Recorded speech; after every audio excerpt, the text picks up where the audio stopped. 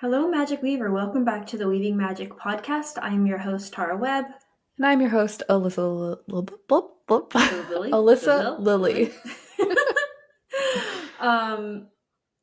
So this is an episode that we've been meaning to record for a while. We actually honestly did record something similar. This one's going to be more about self-pleasure and like connecting with yourself.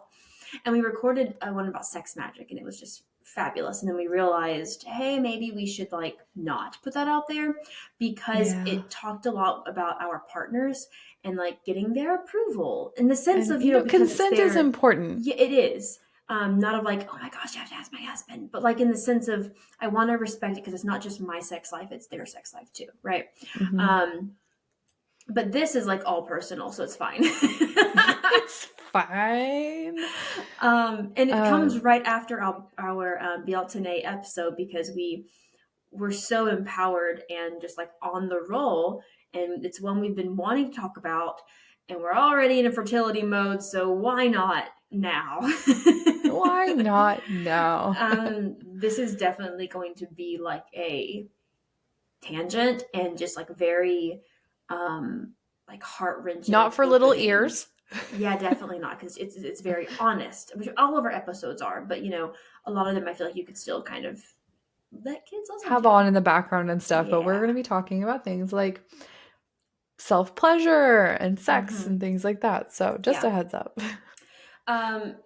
So one, I think we should start off with the idea of like purity culture and how it's just difficult to even dive into self-pleasure because there's so much negativity around it and shame. Doing anything like with your body, you're shamed for it, and it's a shameful thing. It's more than purity culture too. I feel like it goes, and especially for AFABs, assigned female at birth, especially for AFABs, it's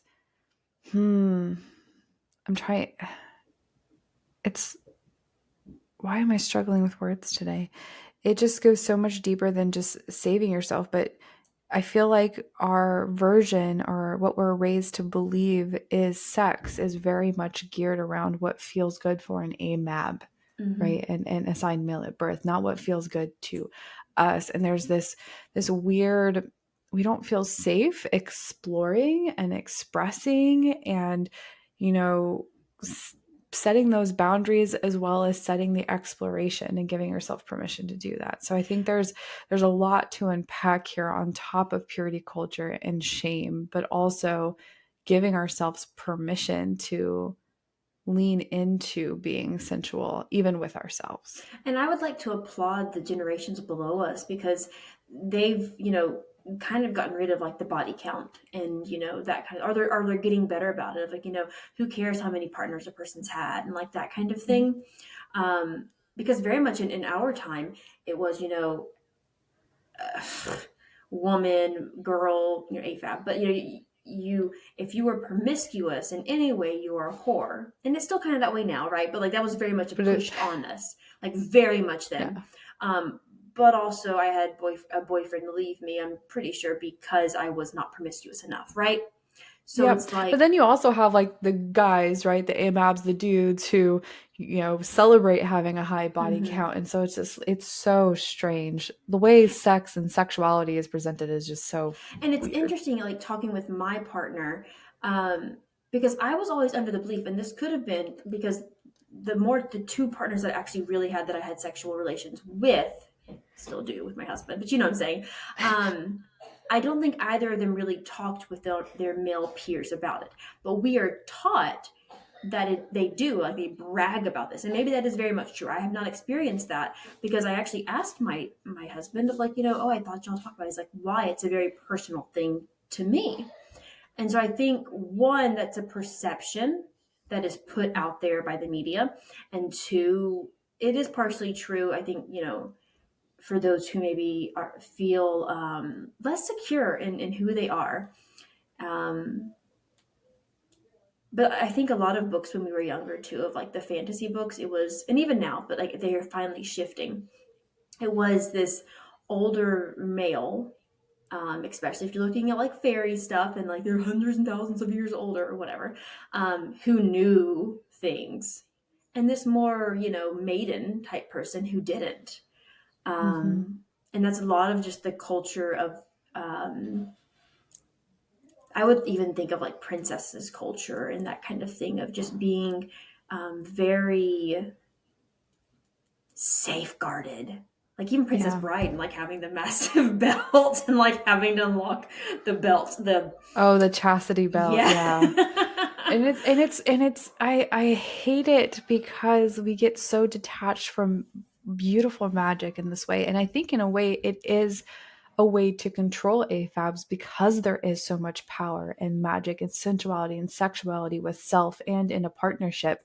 Because if you look into, I believe it's um, the traditions that used to be practiced for those who followed ISIS.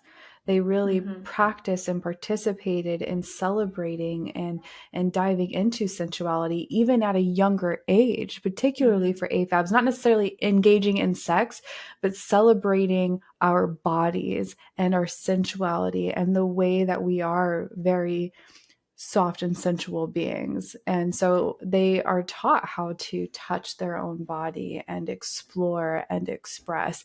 And that was eradicated because of the power that it created. Hmm.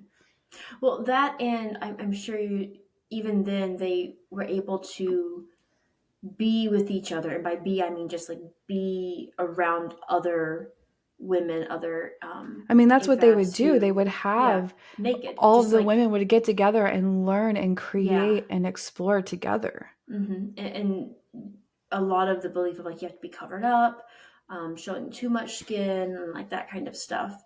It honestly, it didn't take me until, I mean, I did perform self pleasure for a little bit when I was younger, and by younger I mean like high school and like that kind of thing. But I always felt bad about it. I honestly didn't even have sex until I was like 21. Mm-hmm. Um, and that was a choice too. I was honestly very blessed to be able to have that choice, right? Um, but even like diving in just to foreplay or like anything oral too. Um, I mean, for the longest time, I thought that what's it called? Whenever you're, I'm losing words. Whenever you are doing um, oral sex, that if you swallow the sperm, you can get pregnant still. Are you thinking of the word blowjob? Yeah, probably. But like Okay. whenever you like when you're performing a blowjob, like if I swallow the sperm, I get pregnant. That's what I thought. Because there's so much misinformation out there And about it. lack of education. I mean, we talked with Leslie in the very, very beginning of our podcast. I think it's like episode 4, about her traumas of just having a period and that kind of thing of not knowing what was coming. And I didn't really dive in and feel comfortable and start figuring out more about myself until my husband was like first deployed the first time. And that was only 45 years ago, right? Like, Yeah. um, I mean, I honestly still struggle to this day with yeah. self pleasure when it comes to my sacral space and like Hmm. the yoni and all of that. Like, it's hard It to is. be connected to that area because we're not taught how to explore and we are not taught that it doesn't start there. That is not Hmm. where orgasm begins. It Yeah. begins, you have to foreplay with yourself, right? Hmm. So, also, I wanted to mention this before I forget. If you want to explore more about the sex magic of Isis, I read this really great book, and it is about Mary Magdalene. It's called The Magdalene Manuscript, The Alchemies Hmm. of Horus, and Sex Magic of Isis. And now, I will be honest, it does talk about Mary Magdalene, her relationship with Jesus, and things like that, and how they were both really magical beings. And so it is a little controversial, but there's a lot of really great things in how you can use orgasm as a powerful tool in manifestation and magic. Hmm. Even now, I don't necessarily think about pleasuring myself first before going and having sex. Because I think it's just so easy for me to turn that side off because I'm giving so much throughout the day otherwise. Yeah. And I Well, don't think and about for sex me, I until feel it's like like I feel like I get so, being a parent, and Mm-hmm. especially after having kids, I don't feel like my I want to say sex drive hasn't come back completely, but even with myself, I'm Yeah. so touched out and I've been so vulnerable. Everybody's seen every part of me because when you have kids, everybody sees every part of you. You're Mm-hmm. breastfeeding, people are seeing you give birth. And just there was a lot of traumas for me through that process of like, I'm touched out, but even touching myself, I just don't want to. Yeah. And I don't, apparently I needed to talk about that because I don't know where I was going. But it is. You feel detached. So like learning how to foreplay with yourself is hard, especially when you're overstimulated all the time. Mm-hmm. So, how would someone begin to dive into that, right? What would be the first thing? And partially, I think, is being able to look at yourself naked in the mirror, because I feel like it even starts with being able to sleep naked, because I feel uncomfortable. The most I can have is like a shirt and underwear on kind of thing. Um, You don't sleep naked? I don't. It's Oh, I still very love being uncomfortable. naked. And maybe that's because I'm still, we have a baby in the bed still too, and it's like the Oh, yeah. nursing and like that kind of stuff, and he still gravitates, even just like rubbing, because it's very comforting for him and that kind of thing. Yeah. Um, but I don't sleep naked. I just think I still need to get more comfortable with that. And so that's, one thing of just being able to, I can look at myself naked, but I don't look at myself, right? Like I'm okay. I'm in the mirror. Okay, cool. Like no big deal. I don't just gaze at myself lovingly and like say affirmations. And that's, I think, one of the beginning ways, that and being able to massage yourself with love and like really just, because it's like putting lotion on or something, oil. Those are great ways to even just start the connection. Yeah. And I would say if you experience things, and this is just speaking to other people who may be gender nonconforming like myself, um, sometimes looking at your body when you're naked and things like that can be very triggering, especially if you have gender dysphoria and things like that. But the affirmation piece and getting to that point of a mutually beneficial relationship with your body, I think is so important of, doing the massages. It doesn't necessarily have to be the parts that you don't align with, but Yeah. even like you said, rubbing oil or lotion on your arms and your legs and just, recognizing that your body is carrying you Yeah. through this lifetime and giving gratitude for that will help build that connection. Yeah, it doesn't have to be like, well, I'm going, because breast massages are important. Um, Yes. Even I think with men, AFABs too, of just being able to Yes. like to feel and to see like if there are any lumps and like that kind of stuff. That's very important. Doesn't have to be sexual, but just being able to touch your body and say, wow, this arm really does a lot of work, and I'm just thankful for this. It Hmm. doesn't have to be, ooh, that feels good. But I mean, it can be. It can, I like like a when we're good gentle starting touch. out, like, and so that's also where we get into, how can our partners know what we like if we don't even talk about what we like, if we don't even know what we like? If we don't And explore with ourselves what we like, because let's exactly. be And honest, we're going to know what we like best, yeah. right? So Hmm. we can't guide them if we don't know what that is. So Yeah. we get And to explore and figure that out. I had such a difficult time telling my husband the things that I did like, because I had shame around them Hmm. of, oh, that's too slutty almost, right? Like, just even Yeah. though you're touching my body and we're engaging in um, a connection, because he truly wants me to feel that way. To In his mind, he goes more towards the orgasm, right? And that's not always about that, especially for the AFAB, the female body. Sometimes it's like, I just want to be touched, and I don't feel like having an orgasm right now, if I'm being honest. Hmm. Um, Orgasms are intense. they are, They're so intense. And sometimes I want to get sexual without that. yeah. And that is something I am working on personally, like, as far as like communication with my partner, because I think Mm-hmm. that's hard to explain to someone of like, we can still get sexy without the Mm-hmm. orgasm for me personally. Yeah. And the other part of that is like, when you feel comfortable with somebody else, sexting and being able to like send pictures and feel comfortable, because like when you take a picture of yourself to send to someone, partner wise, if you want, or not, kind of thing, but like you see yourself in a new light, Hmm. and Go we do a all, boudoir shoot. I want one so badly, I've because never done one. I've always wanted to. yeah, because I feel like it just opens up how you blossom in how you can Mm. see yourself, because you can take one with your camera, and kind of see. But I feel like we judge ourselves so much. That angle's weird. Ugh, this looks, Mm-hmm. that one nipple's this way, and like those kinds of things. Also, let's normalize nipples pointing in different directions because it happens all the time. Or even, when I go through like having milk, I have so much of it, and then towards the end, they're like deflated.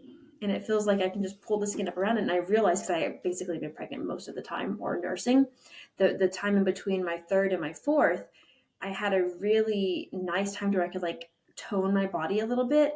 And I was like, oh, this is kind of like what my body is going to look like when I'm completely done, because it like things were losing the extra like skin kind of feeling. It wasn't all like flattiness. But like if you're coming out of having a baby, or a few years after that, your body still shows those marks, and it can make you feel, especially when you compare yourself to like your teenage body.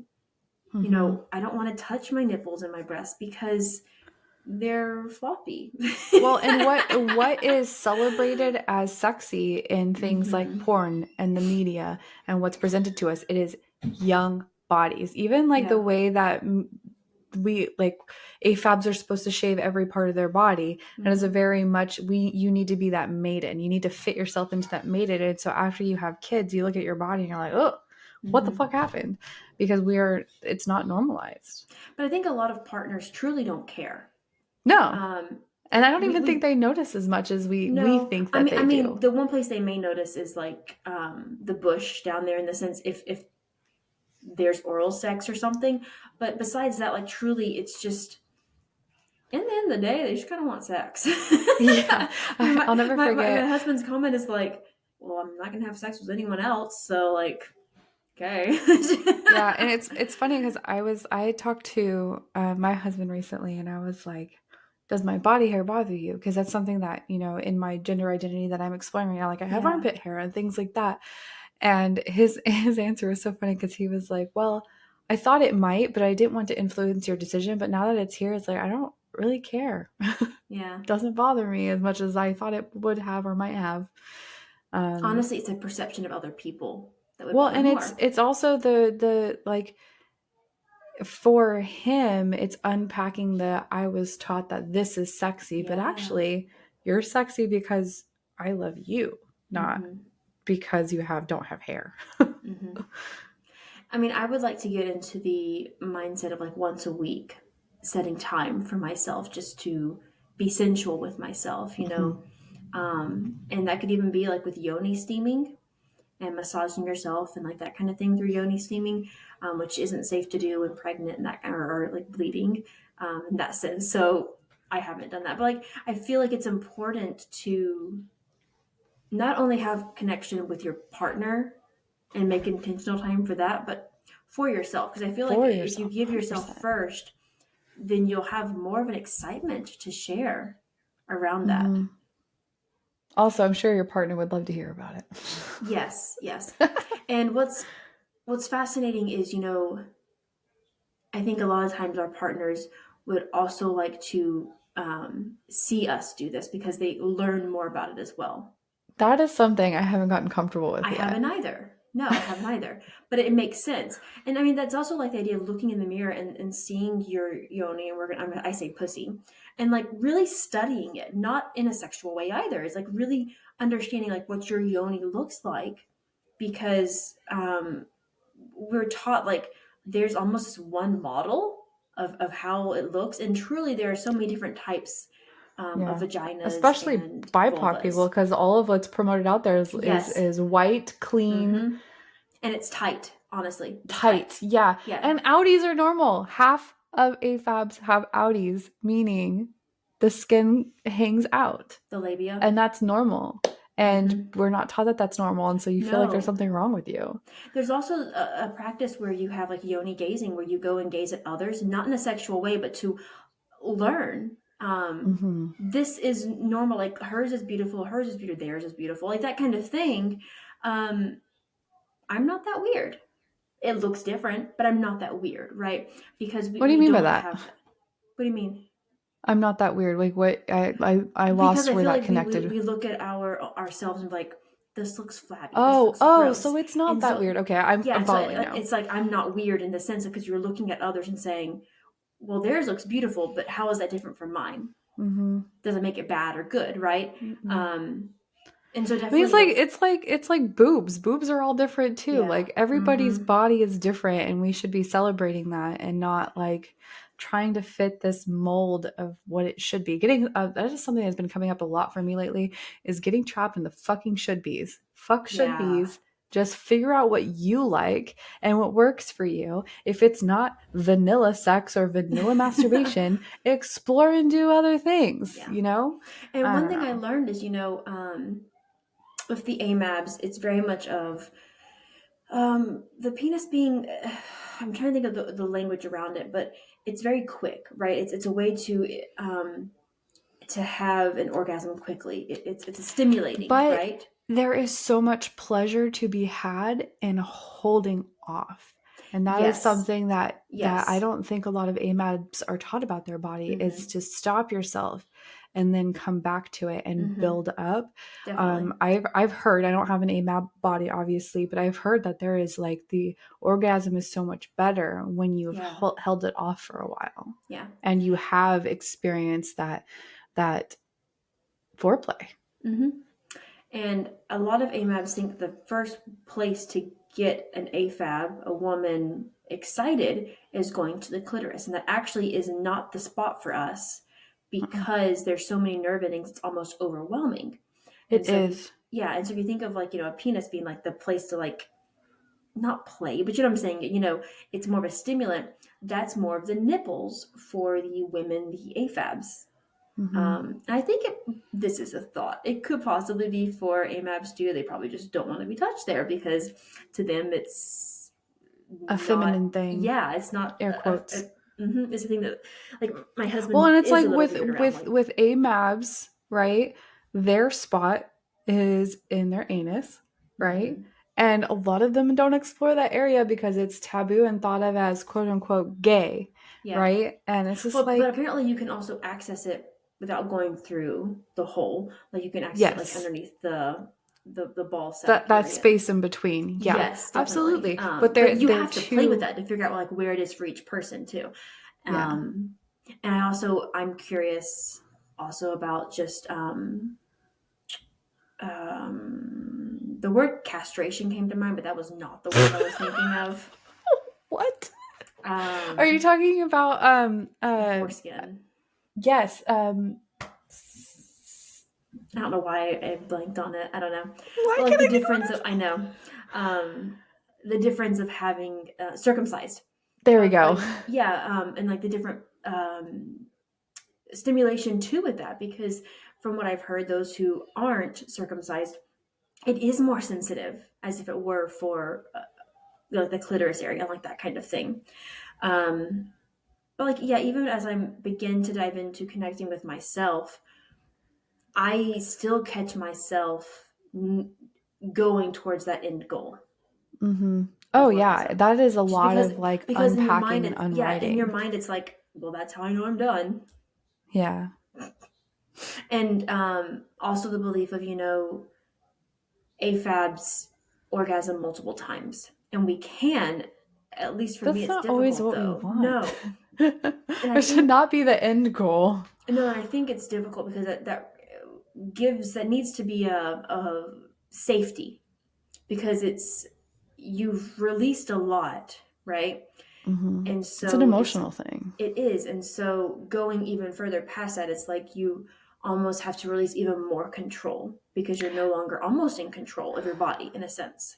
Well, and I almost feel like there's this weird um I'm gonna use the word shame. I don't know if it's the right word, but Yeah. shame around it because it's like, oh, well, I don't really want to orgasm multiple times, or that doesn't Mm-hmm. appeal to me. And then you feel like there's something wrong with you. And it's like, no, an orgasm is very intense and you don't have to want multiples. Or like, whenever you're going through the process of foreplay and like you say one thing, I really want this, because you're getting worked up in that beautiful connection.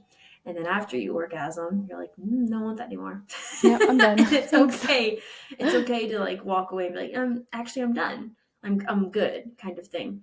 Mm-hmm. Um, But setting that boundary can be yeah. scary because we're not taught that, we're not taught about that. And it's okay if Mm-hmm. your partner, if they're AMAB or AFAB, right?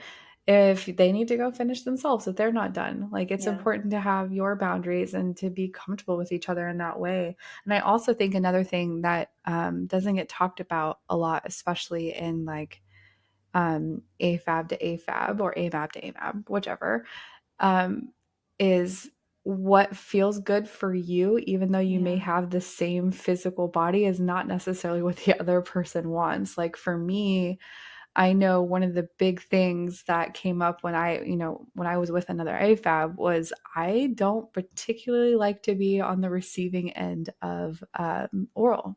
I Yeah. don't. It's not my favorite thing in the world. And we're taught that it should be. And again, I went through shame a lot of like, oh man, I should like this, but it's not. It's overstimulating. It's too much almost Mm. for me. But I don't mind being the giver. Even And so it's like if you don't know that unless you explore and like play. even if the person isn't going intense with it and like just being gentle, it's too much as well. I don't know. I'd have to explore and play. I It's feel like like the times that I've experienced that, it has always been like yeah. we are going at it. And I'm like, okay, it's too Hmm. much. I can't.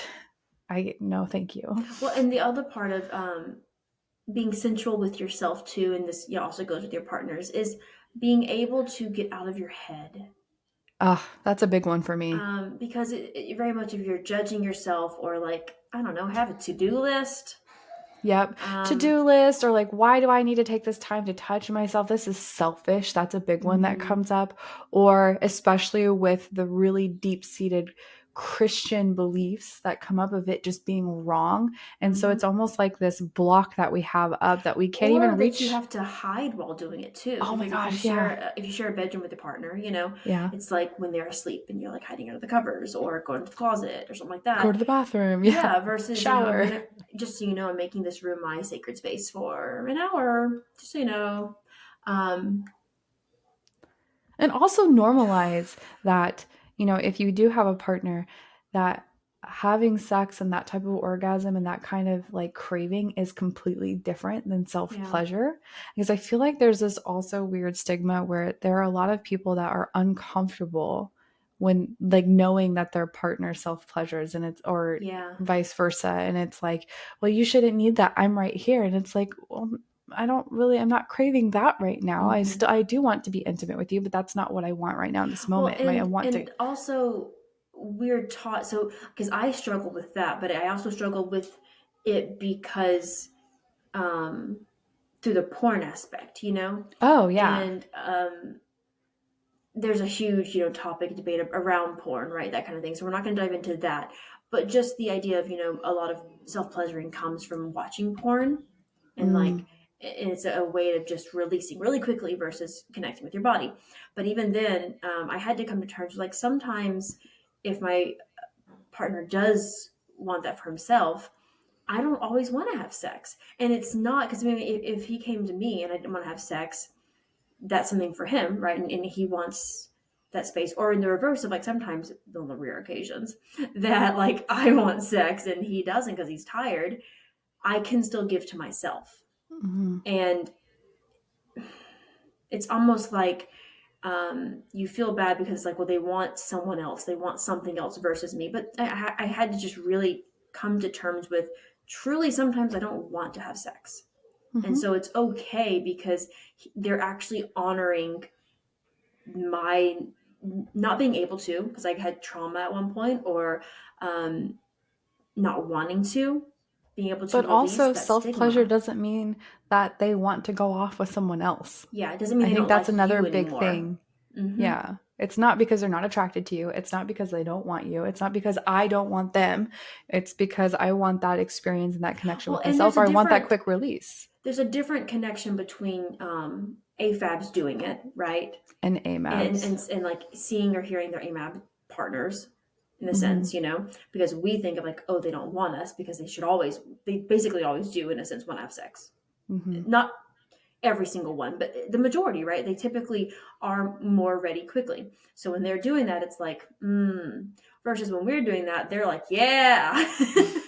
Well, and a lot of that has to do with our hormone cycle too, because Yeah. a lot of AFABs who take testosterone and go through transition notice that their sex drive skyrockets I because they bet. start to experience that. Yeah. And it really is. That's why we have moments in our hormone cycle where we are like, oh, I'm fucking ready. And then there are Yeah. other times where it's like, don't fucking touch me. Mm-hmm. And even trying to explain it, like sometimes you can have an orgasm without getting really wet and having sex. Because Hell, you can have an orgasm from fucking nipple play. or honestly, from even the imagination without even touching yourself. Oh yeah. I have had we're gonna get personal.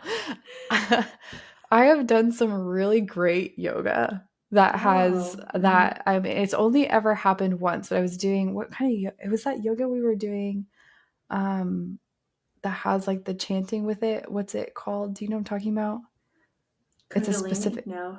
Yes. What was that word? Okay. Kundalini? Kundalini yoga, where you like tap into the chakras and you do a buildup of energy. Yes. And it was it was an orgasm, but it wasn't necessarily just in my sacral space, but it felt like a wave, Because like a full the body. movement that Alyssa just did is very much of the like you're coming, you oscillate your body forward and then back, almost like a snake movement to stimulate you breathe in and breathe out.